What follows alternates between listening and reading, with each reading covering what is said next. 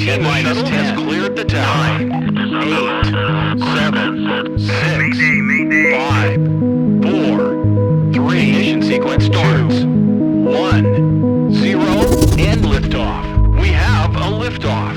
Soy Chapa.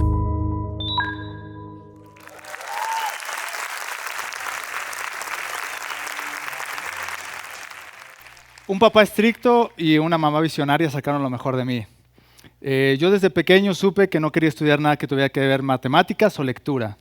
Y para mi papá, esas dos partes eran una parte fundamental para ser exitoso en la vida. En cambio, mi mamá comenzó a investigar carreras que no tuvieran ni matemáticas ni lectura, y un día llegó conmigo para motivarme y me dijo, hijo, el diseño gráfico no tiene matemáticas. Esta idea no le pareció del todo a mi papá porque él creía que la carrera era poco remunerada, cosa que me motivó aún más a estudiar diseño gráfico. Pasando el tiempo, les voy a explicar un poco la dinámica con mi papá. Mi papá y yo nos hemos llevado a la contra en casi todo en nuestra vida. Y en mi casa una parte fundamental es el fútbol. Pelé es el jugador más importante para mi papá, es el que más le gusta, pero mi papá siempre habló mal de Maradona. Entonces, ¿qué jugador creen que era mi jugador favorito? Claro. Como no fue de mi tiempo y nunca lo vi, empecé a investigar de Maradona y en esa investigación en internet encontré una foto donde Maradona está acostado en un bote sin playera, fumando un puro y tiene el tatuaje de un Che en el hombro. Creo que ahí fue la primera vez que un tatuaje me llamó la atención y creo que me enamoré de ahí. Entonces, ya teniendo argumentos para discutir con mi papá y este acercamiento al tatuaje, llegó el siguiente paso. Yo quería hacerme un tatuaje como Maradona. La propuesta fue, obviamente, buscar a mi cómplice número uno, mi mamá. Y le dije, mamá, quiero hacerme un trébol pequeño, 1 centímetro en el pie, nadie lo va a ver nunca. ¿Qué te parece? Me parece bien, hijo, no pasa nada. Está bien, hay que convencer a tu papá. Mi papá era la parte difícil de esto. Llegamos con mi papá y obviamente la respuesta automática fue no. No se puede, imposible, eso solamente lo hacen los carceleros. Fueron meses de discusiones, peleas, la cena solo decíamos de eso. Si me podía tatuar, que por qué no, que a él que le importaba. Y al final de este trato, de un trébol de 1 centímetro, mi papá me dijo, hijo, está bien. Me dijo, hijo, haz lo que quieras. En mi cerebro sonó diferente. En mi cerebro dijo, haz lo que quieras. Entonces ya no es un trébol de 1 centímetro, puedo hacer lo que yo quiera. Fui al tatuaje, me tatué, regresé a la casa y me encuentro a mi papá en un pasillo y me dice, ¿por qué tienes plástico en las 2 piernas? Y le dije, papá, me hice 2 alas en las piernas, grandes. Mi papá puso una cara que no voy a olvidar nunca y me dijo, hijo, estoy totalmente decepcionado de ti, has echado a perder tu vida y no te puedo ver a los ojos. Entonces, en ese momento, como que el apoyo de mi mamá hacía que lo que mi papá pensara se me resbalara un poco. Pero empezó ahora esta espinita de tatuar. Ya me había tatuado y ahora empezaba la espinita de tatuar. Obviamente volví a recurrir a mi mamá, que era ese apoyo y esa persona soñadora que me llevaba a otro lado. Llegamos con mi papá y le propusimos, oye, fíjate que quiero tatuar. Y me dijo, imposible. O sea, esto no puede pasar, tú te tienes que dedicar a algo bien, porque ese mundo, para él, en su cabeza, estaba lleno de vicios, de gente mala. Y al final de cuentas, yo pienso, porque no lo sé, y aquí está, pero no lo sé, pienso que mi papá dijo, si este güey no hizo lo que le pedí, nunca, ¿por qué no va a ir a otro lado a tatuar? Entonces mi papá tomó la decisión de decirme, hijo, ok, te voy a permitir tatuar, pero va a estar en la casa, bajo mis reglas y bajo mi supervisión. Y entonces comenzó este sueño de tatuar. El principio o el comienzo fue muy difícil porque había pocos clientes, yo estaba en un trabajo y tenía que tatuar en las tardes. Y cuando mis clientes me esperaban en la sala de espera, ¿qué creen que pasaba? Increíblemente, mi papá, que me comenzó a apoyar y que era mi obstáculo más grande siempre, platicaba con mis clientes en la sala de espera para convencerlos de que no se tatuaran. Y eso, mis clientes venían y me lo contaban a mí, y era algo que yo sabía, porque mi papá era una barrera que yo tenía que saltar cada vez más alta. Así que con el tiempo vinieron más clientes, y mi papá se dio cuenta que mi pasión se había convertido en mi trabajo.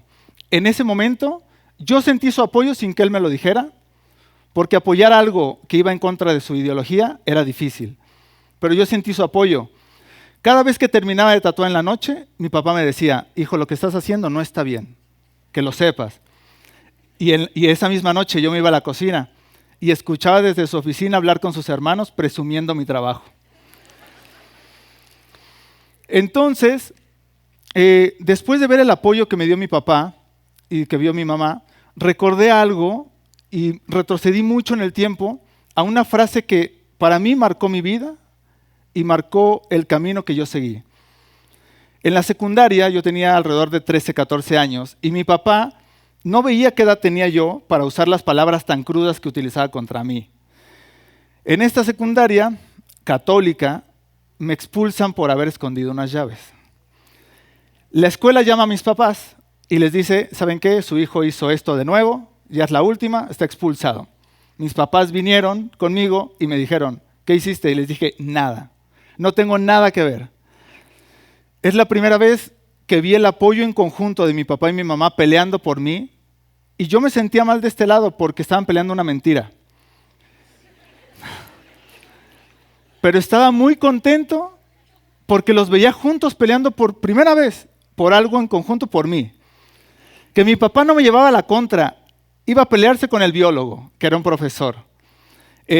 Mi mamá dijo una frase que jamás voy a olvidar. La directora de escuela era una monja. Y en el fragor de la discusión, mi mamá le dice, usted es una mentirosa. No debería ser monja. Es algo que en realidad a mí me llena el corazón porque mi mamá nos defendía con uñas y dientes. Entonces, mi papá tenía un superpoder, que era que podías morir en el intento de salir de un sermón suyo. Y ese poder lo utilizó en contra de uno de mis mejores amigos en la secundaria y le dijo, por favor dime si Pepe hizo esto. No, obviamente no me puedo extender porque serían 2 horas, pero lo convenció de delatarme. Mi amigo me delata y recuerdo ver la cara de mi papá venir y dije, creo que ya valió. Llega mi papá y me dice, hijo, levántate, nos vamos, estás expulsado. Y me dice, pero lo más triste que pasó hoy es algo muy fuerte. Y yo dije, otra vez, la misma, ¿no? Y mi papá me dice, hijo, hoy perdiste tu inocencia y nunca más la vas a volver a recuperar. A los 14 años, yo sentí que me había vuelto una persona mala y que jamás iba a poder reencontrar ese camino porque él me lo dijo, no la vas a volver a recuperar. Entonces, en este camino de la vida, intenté no volver a meter en este mismo problema a mis papás, ni avergonzarlos de la manera que los avergoncé, porque se pelearon con el conserje también.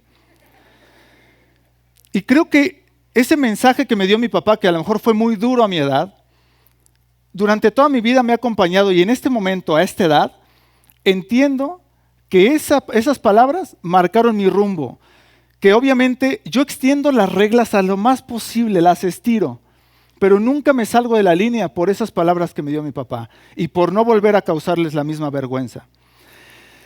Entonces llegó el momento de que, obviamente, cambio de escuela, escucho estas palabras y en base a eso, ahorita en el futuro, a mis 33 años, me pregunté por qué jamás me desvié del camino. ¿Por qué jamás hice algo que atentara contra mi persona o contra mi familia? ¿Por qué hoy soy capaz de tener una familia y una esposa hermosa que está allá arriba? ¿Y por qué soy capaz de pararme aquí frente a ustedes a hablar de valores? Bueno, hoy les puedo decir que fue gracias a mis padres. Estoy muy agradecido con ellos.